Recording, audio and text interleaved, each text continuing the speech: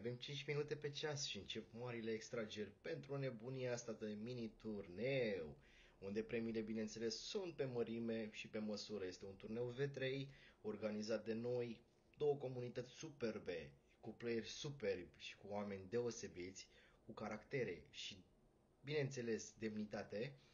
Ce să vă zic, vă aștept un număr cât mai mare. Țin să vă spun că sunt 18 echipe înscrise în turneu.